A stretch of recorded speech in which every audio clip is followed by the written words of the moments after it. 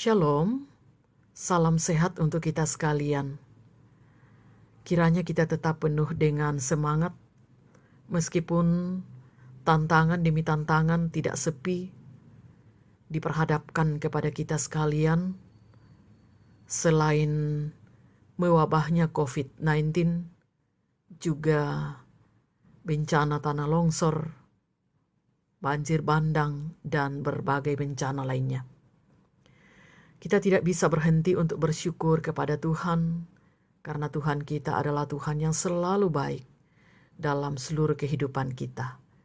Mari kita siapkan hati beribadah, kita memuliakan Tuhan dengan menyanyikan nyanyian Kidung Baru 133, Syukur Padamu ya Allah.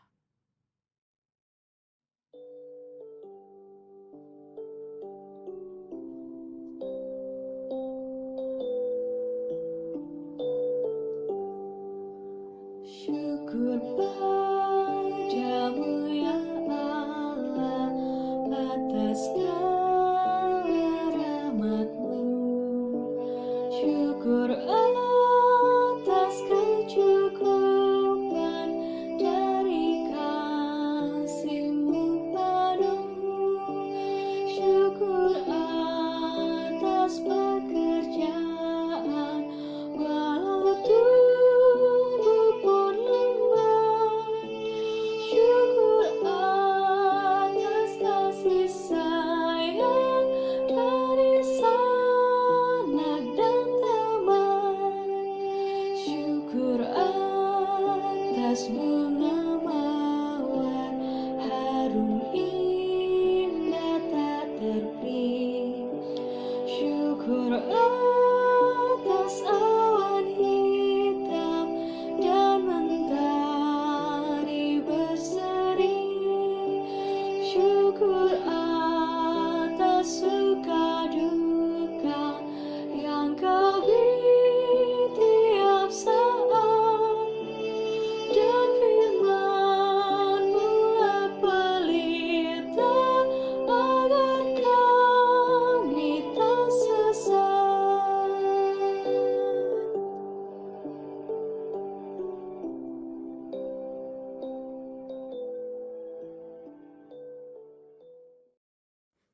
Sebelum kita membaca firman Tuhan, mari kita berdoa.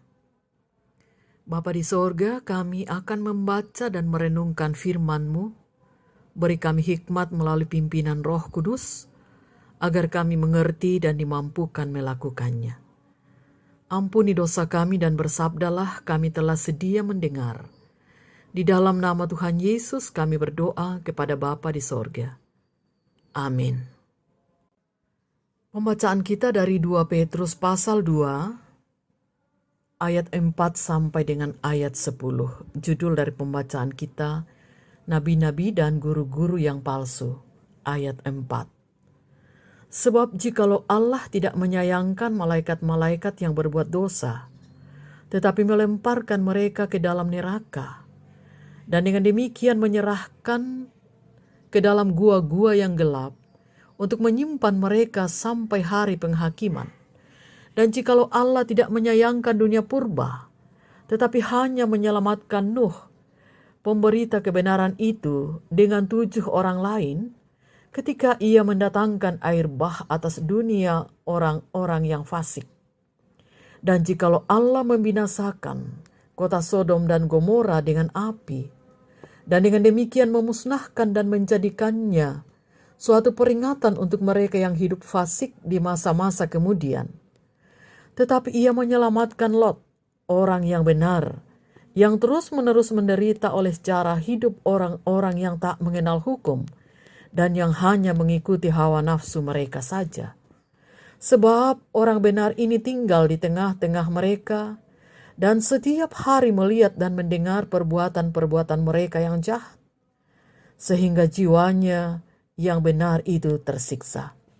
Maka nyata bahwa Tuhan tahu menyelamatkan orang-orang saleh dari pencobaan, dan tahu menyimpan orang-orang jahat untuk disiksa pada hari penghakiman, terutama mereka yang menuruti hawa nafsunya karena ingin mencemarkan diri dan yang menghina pemerintahan Allah. Demikian firman Tuhan. Amin.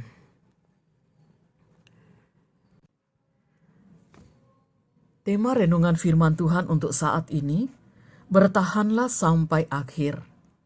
Saudara-saudara, hidup di tengah zaman atau angkatan yang jahat tidaklah mudah. Orang beriman di tengah situasi seperti ini gampang terbawa arus. Bahkan mudah menuduh Allah sebagai yang tidak adil.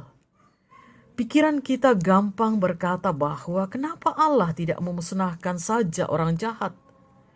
Kenapa Allah tidak memberi perhatian kepada saya padahal saya setia dan taat kepadanya?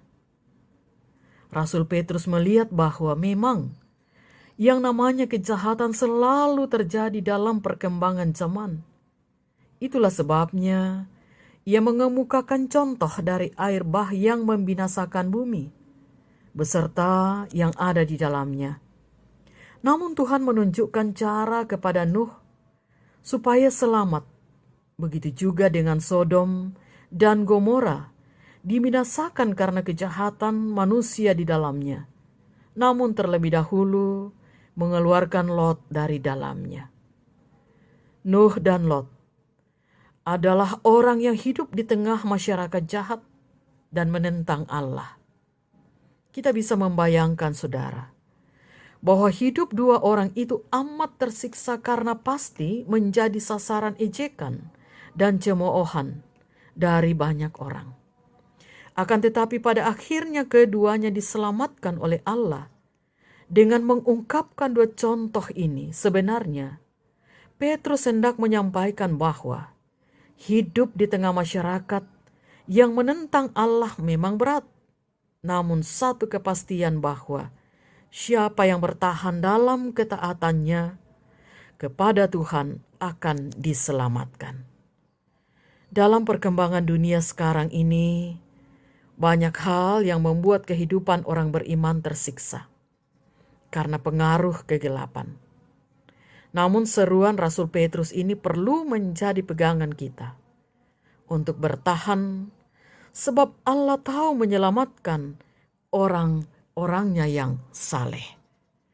Karena itu bertahanlah sampai pada akhirnya, dan andalkanlah Tuhan saja, sebab hanya Tuhan yang sanggup untuk menolong kita dari setiap persoalan yang berat yang kita hadapi. Terpujilah Tuhan. Amin. Mari kita bersyukur dan kita berdoa.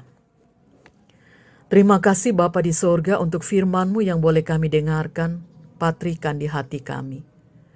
Ajarkan kami untuk tetap setia, bertahan dalam kehidupan kami sampai akhirnya. Meskipun di sekitar kami tantangan demi tantangan semakin berat. Selain mewabahnya pandemi COVID-19, kami sedang diperhadapkan dengan tantangan yang lain. Saudara-saudara kami yang ada di Masamba dan di beberapa tempat mengalami korban banjir, bahkan banjir bandang, dan juga musibah tanah longsor, dan berbagai persoalan-persoalan lainnya yang muncul akibat dari pandemi COVID-19 dan juga banjir bandang itu.